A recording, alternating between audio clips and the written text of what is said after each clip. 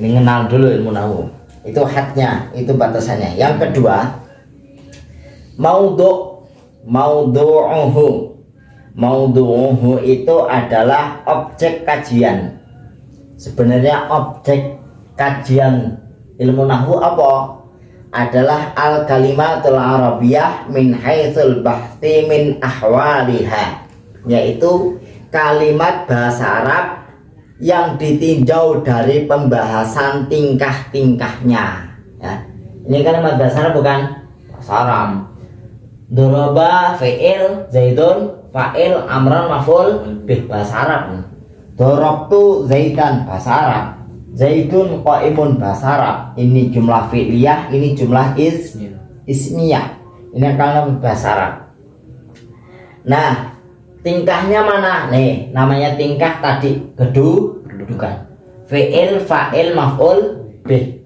Mubtada, khobar. Mubtada, khobar. Mubtada, khobar, fi'il, fa'il, maf'ul bih. Nah, itu namanya tingkah dalam bahasa Arab. Tingkah pertama, tingkah dasar.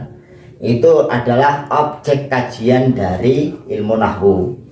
Nah, gitu. Nah, takut itu nama Zaidun baca rofa, ya karena jadi fa'il kan gitu. Amron, kenapa kok amron, nggak amron aja? Ya nggak boleh amron, harus amron nasab gitu. Karena dia nasab jadi maf'ul bih. Dibolak-balik nanti. Nah, namanya bahasa Arab muter-muter pada baik ya. Dimuter-muter sama aja.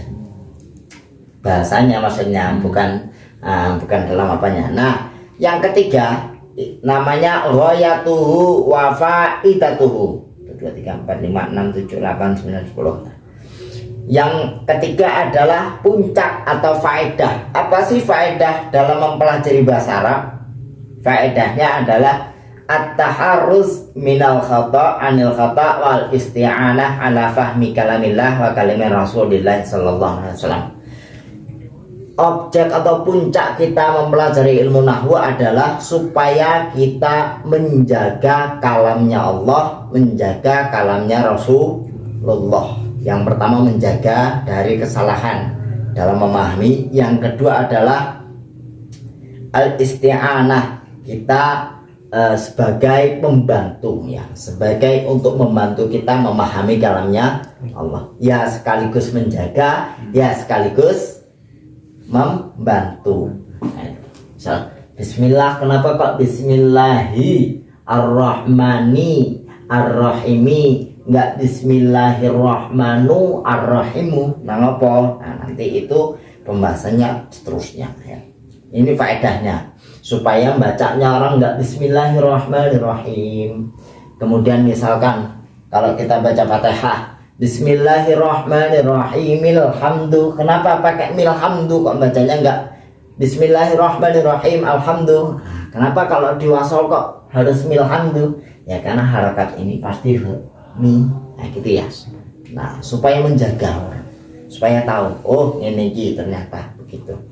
Itu faedahnya, menjaga dari kesalahan dan membantu kita untuk memahami kalamnya Allah dan kalamnya Rasulullah. Kalamnya Allah Quran, kalamnya Rasulullah hadis, dan kalam-kalam ulama. Misalnya pakai kitab-kitab fikih, tauhid, supaya enak dalam memahami ilmu Allah.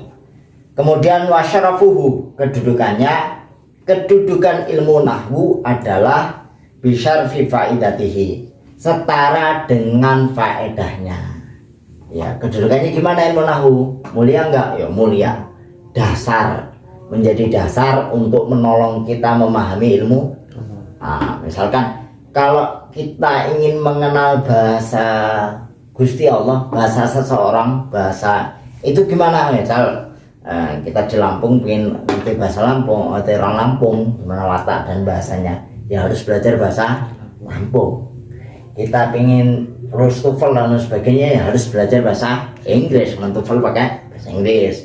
Pun ketika kita ingin tahu bahasanya Rasul, bahasanya Gusti Allah, ingin tahu, ingin ngerti rasane, ya harus belajar nahwu, belajar saraf, biar tahu, biar kita merasakan, ternyata gini toh pola bahasanya Kanjeng Nabi. Ada suatu makalah yang terbuat dari guru juga, makalah tersebut kalau kita ingin mengenal Gusti Allah ya harus mengenal bahasanya Nabi. Kenal bahasanya Gusti Allah ya harus kenal bahasanya Nabi sih. Nah kalau udah kenal Nabi ya kenal Allah insya Allah. Itu adalah ujung, ghoyah, faedah dan kedudukan, kemuliaan. Yang kedua adalah istimdadu, sumber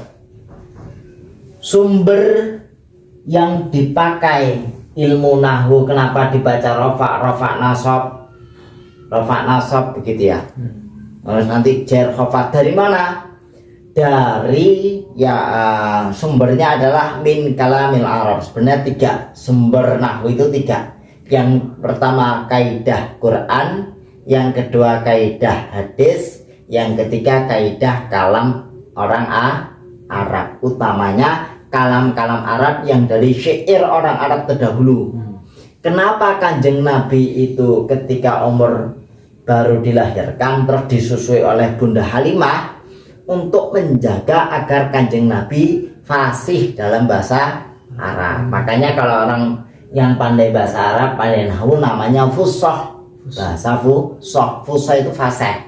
Bahasa kita, bahasa Indonesia baik dan benar. Maka bahasa sehari-hari kan beda. Kalau bahasa Jawa ya kromo inggil ada, bahasa loko ada, bahasa loko kasar ya aneh lah. Sama bahasa Arab pun ada bahasa syuk namanya syuki, bahasa pasar, ada bahasa amiyah, bahasa sehari-hari kasar, ada bahasa namanya bahasa fusah, fasih. Nah, supaya fasih sumbernya dari mana? Dari orang Arab yang belum terpengaruh oleh asimilasi dari bangsa lain.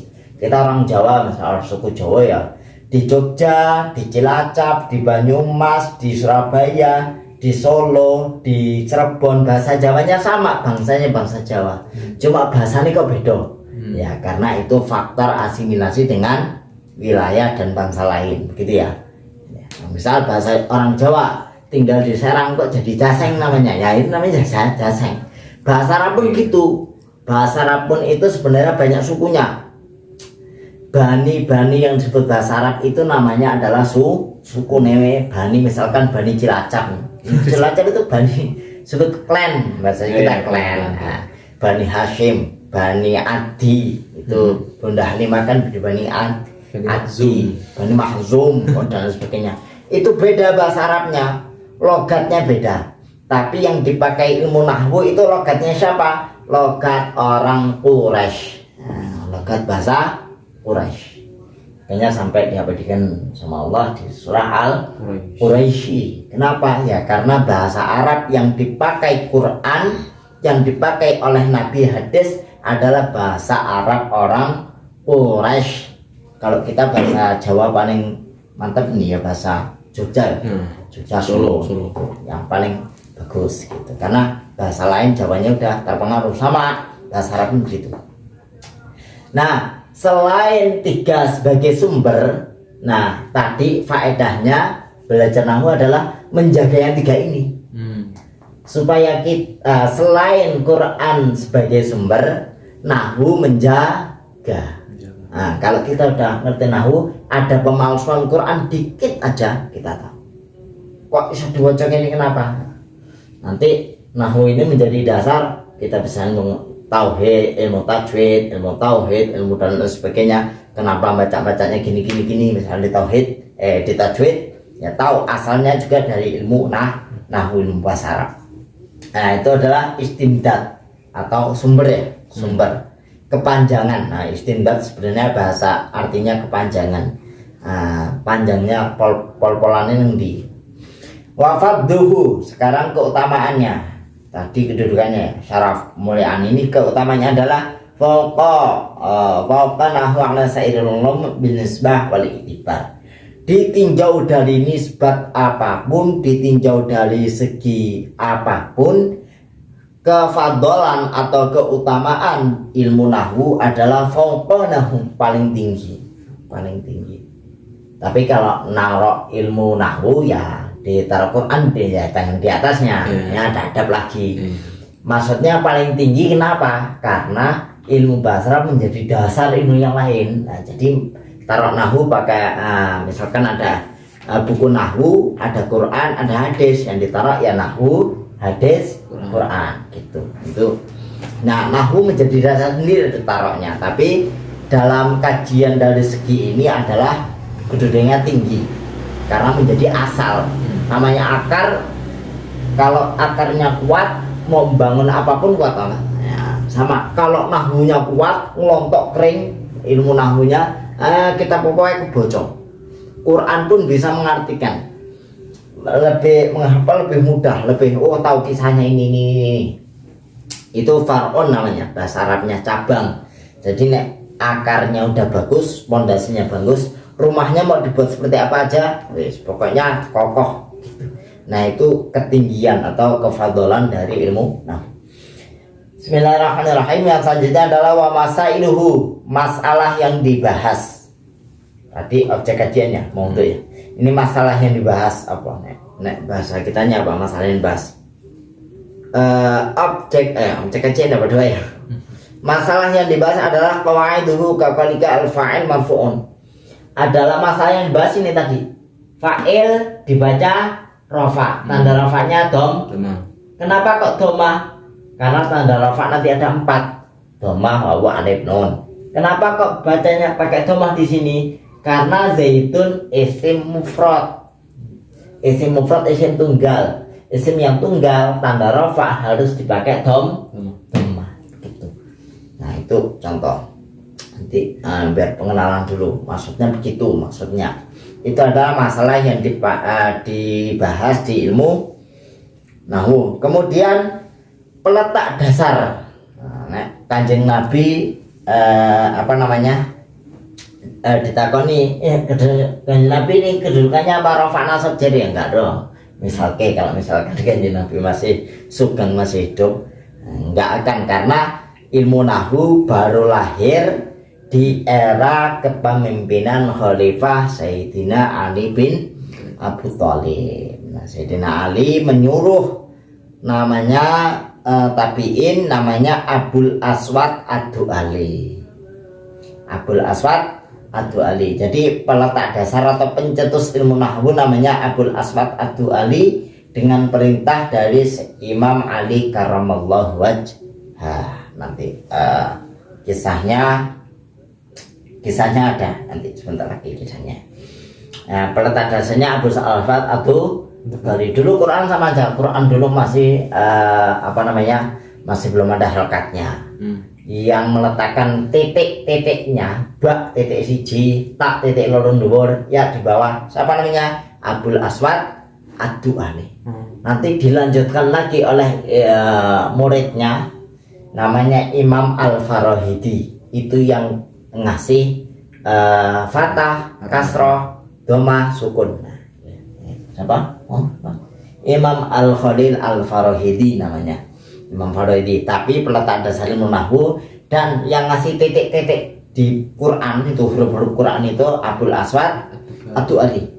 Hidup di zaman maksudnya disuruh oleh Sayyidina Ali karramallahu wajhah. Itu ya.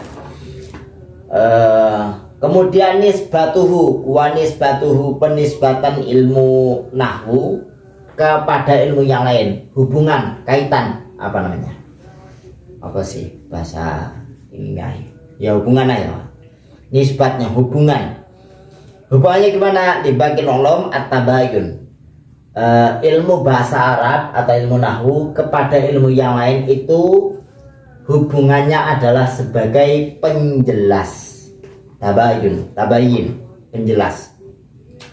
Jadi misalkan Bismillah itu kenapa Rasulullah itu menyuruh Bismillah di setiap awal kita melakukan sesuatu?